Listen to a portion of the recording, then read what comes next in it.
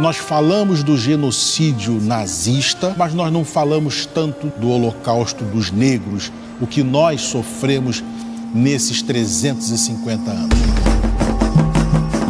Ao longo da história da escravidão no Brasil, muito mais escravos foram alforriados do que os chamados libertos do 13 de maio. Eu não consigo enxergar a Princesa Isabel como alguém de mais destaque do que toda essa população negra que resistiu e que fez o fim da escravidão acontecer. Mulheres que vão acumular dinheiro e ao invés de comprar a alforria delas, compram a alforria dos filhos mais novos. São as mulheres que estão arquitetando e planejando sobre a liberdade e fazendo seus próprios planos. O momento da abolição foi uma festa em todo o país, acompanhadas no dia seguinte por muito medo por parte dos senhores e das autoridades, de que a festa virasse revolta. Até onde vai a liberdade dessa gente? O Estado brasileiro sempre criminalizou a sua maior população, que é a população negra. Eu vou dizer uma coisa que pode ser chocante. Os escravos estavam muito mais protegidos do que os nossos jovens negros. É uma tragédia tão grande que nos permite fazer esse tipo de comparação esdrúxula como eu estou fazendo. Ideologias conservadoras, reacionárias ou neofascistas estão cooptando corações e mentes. O fim dessa história a gente conhece. É mais genocídio, é mais extermínio, é mais exclusão, é mais discriminação. A favela é o nosso grande quilombo. Nós temos autonomia e intelecto para criar os nossos próprios sentidos para os espaços que a gente ocupa. Tudo que a gente tem é resultado de muita conquista, é resultado de luta. Por isso que não é possível parar de lutar. Não vai chegar nada dado. Nunca chegou. Eu posso aqui fazer uma faculdade de Direito, posso me formar na graduação, ser um advogado, ter um sucesso e apontarem, viu? Ele sempre quis e ele sempre buscou. Só que atrás de mim tem 30 amigos que tiveram que se envolver com a criminalidade, que conseguiram, no máximo, um serviço com uma carteira assinada e um salário mínimo. E muitos sofreram o mesmo preconceito que eu.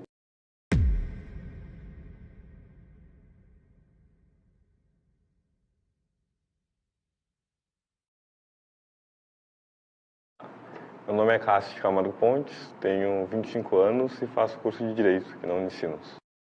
Então acho que foi ali a partir dos, digamos, 7 anos, 8 anos, que quando a gente cria mais aquela consciência de que tu é diferente ou que tem algo de errado, né? Porque também acho que quando eu tinha uns 4, 5 anos, tu tem aquele, às vezes, a não aceitação.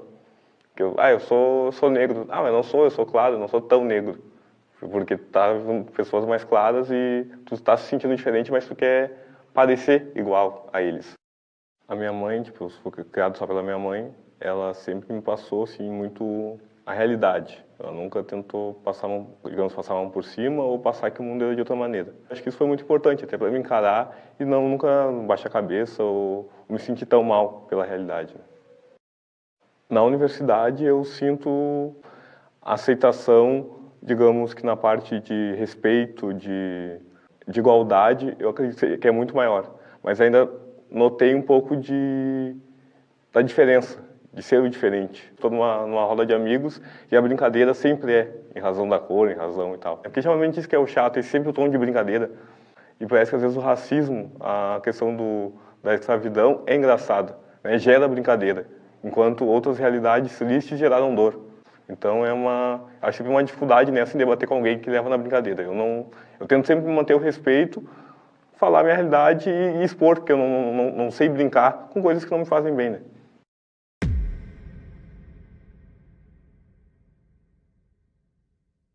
Faz umas 3 semanas que eu fiz uma prova, daí eu estava era um grande auditório, daí entra ali, tem mais de 100 pessoas e tu vê que tu consegue contar nos dedos quantos negros tem. E claro, também quando vai fazer um processo seletivo, a entrevista ela não vai ser tão, assim, ela não vai conseguir ver tanto a minha qualidade acadêmica, né, de conhecimento, então ela vai ser mais pontual, uma entrevista, perguntas. A gente não tem como saber realmente se houve ou não houve o preconceito. Eu não vou poder apontar se foi racismo ou não, né? Porque não é direto, é o velado. Só que é o que mais dói, né? Porque a gente não se joga na nossa cara, a gente pelo menos pode responder. Mas quando é o velado, a gente simplesmente tem que aceitar, né?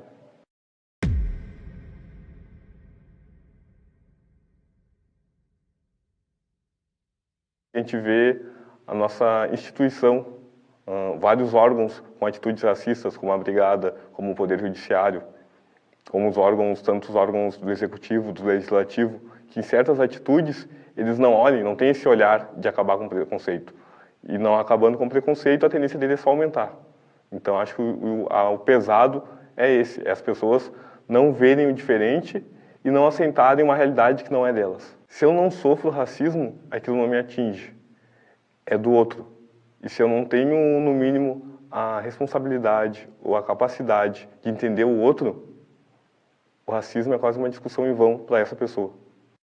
Nessa medida de discutir com as pessoas, é esse ponto que eu acho que é o mais difícil. É a pessoa não querer ver o diferente ou simplesmente achar que a opinião dela é a certa, não está ali. E se eu não tenho conhecimento, nem de causa e nem de dados, fica difícil apontar ou dar minha opinião, né?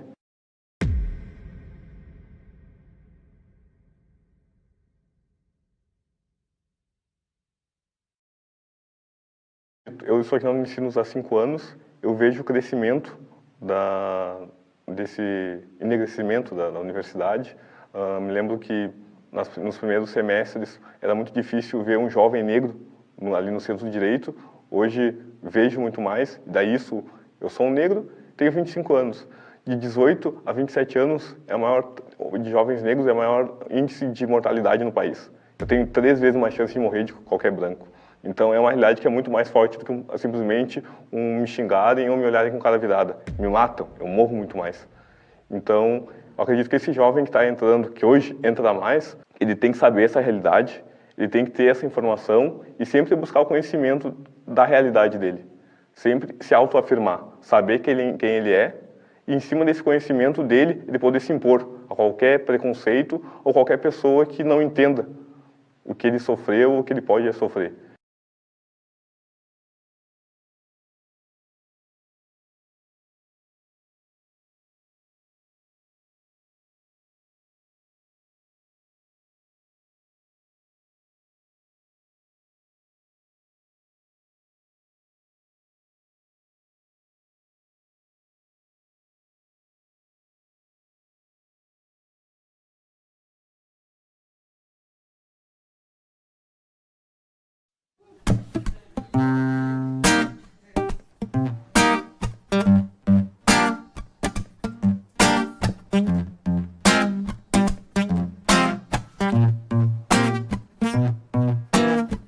Existe muita coisa que não te disseram na escola. Cota não é esmola. Experimenta nascer preto na favela pra você ver. O que rola com preto e pobre não aparece na TV. Opressão, humilhação, preconceito. A gente sabe como termina quando começa desse jeito.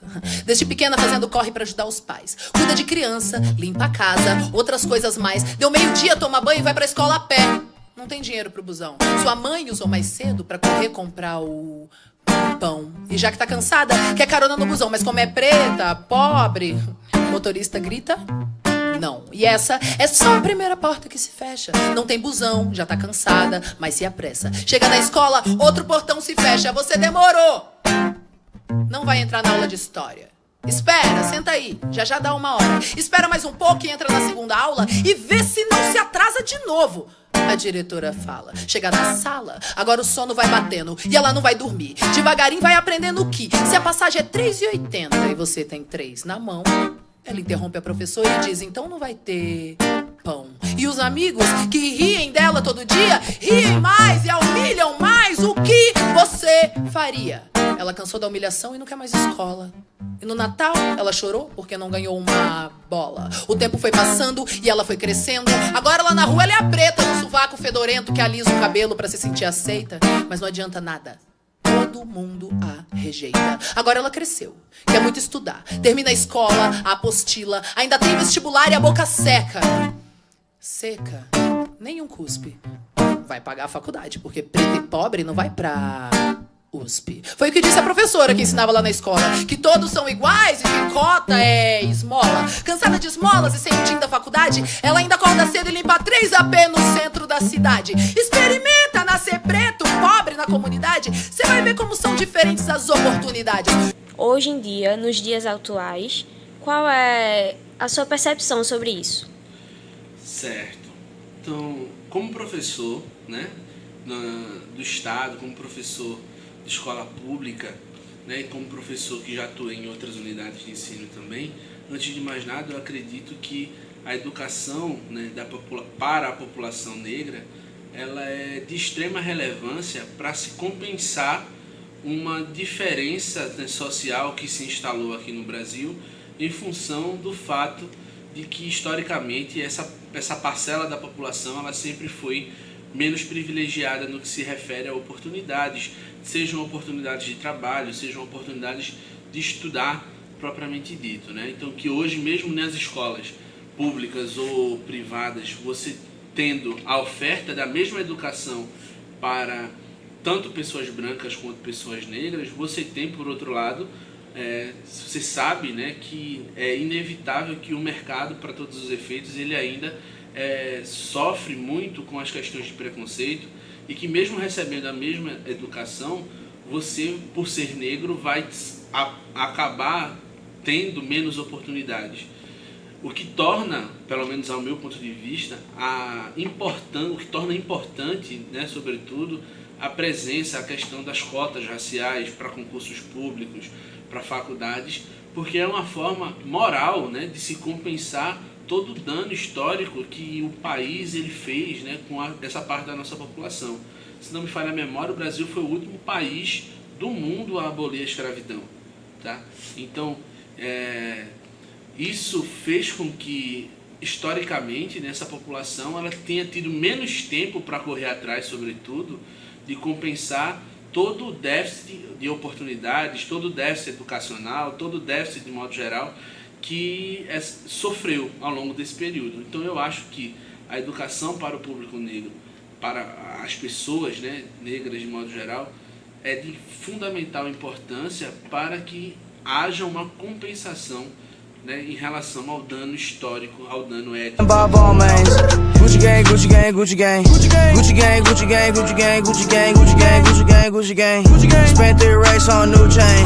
My bitch love do cocaine. Ooh, I fuck a bitch, I forgot name. Yeah, I can't buy no bin to wear the rain. Ooh, rather go and buy ball mates.